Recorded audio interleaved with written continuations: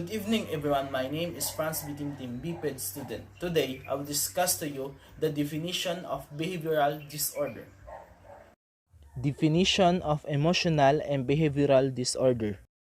While a number of definitions have been proposed, physiologists and special education experts to have not agreed on consistent and universal definition of emotional and behavioral disorder for the following reason.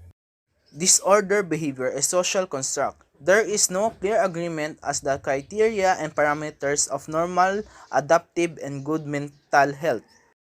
Different theories of emotional disturbance use concept and terminology that not present a clear meaning of the condition. Measuring and interpreting disorder behavior across time and setting is difficult, exact, and costly endeavor. Cultural influence, expectation and norms across ethics and cultural group are often quite different. Frequency and intensity of disorder behavioral is difficult to measure and control in view of the fact that children behave inappropriately at the time. Disorder behavior sometimes occurs in conjunction with others disabilities such as mental retardation and learning disabilities. Later on, Bowers' definition was revised and adopted by the U.S. Department of Education using the term seriously emotional disturbed. Three factors were considered in determining if the child is emotionally disturbed: intensity, pattern, and duration of behavior. Intensity refers to the severity of the child's problem. Pattern means the time when the problems occurs.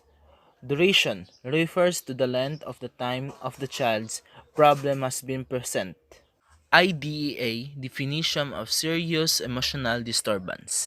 IDEA, the public law on special education in America, defines serious emotional disturbance as an inability to learn which cannot be explained by intellectual, sensory, and health factors.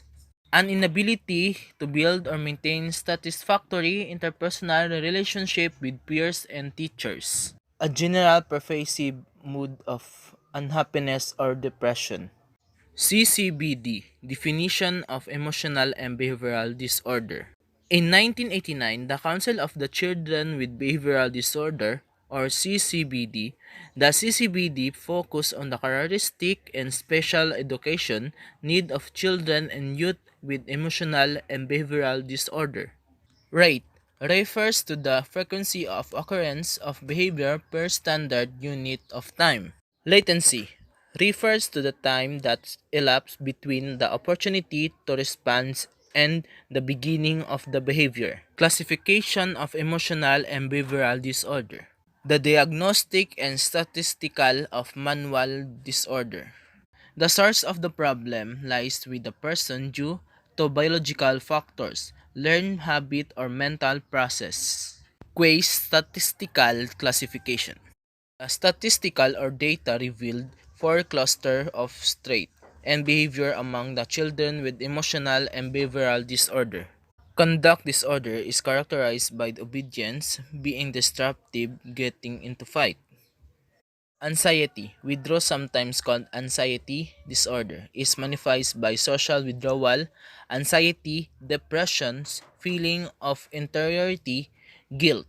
Socialized aggression, it marked by truancy, gang membership, thief. Direct observation and measurement. Five dimensions of the children's display of the disorder behavior are observed, measured, and analyzed. Frequency indicates the rate at which the behavior occurs and how often a particular behavior is performed. Duration is a measure of the length and the amount of time a child exhibits the disorder behavior. Theography refers to the physical shape or form of behavior. Magnitude refers to the intensity of displayed behavior. Stimulus control refers to the inability to select appropriate response to a stimulus. Degree of severity indicate that emotional and behavioral disorder can be mild and severe. The children who respond positively to the therapy and intervention a mild level or degree of emotional and behavioral disorder.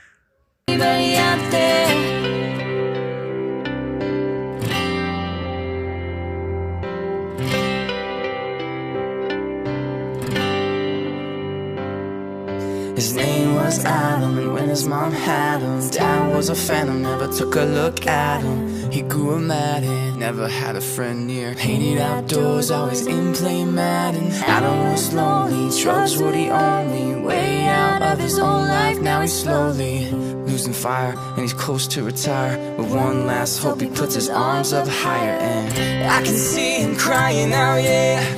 Is there anybody out there?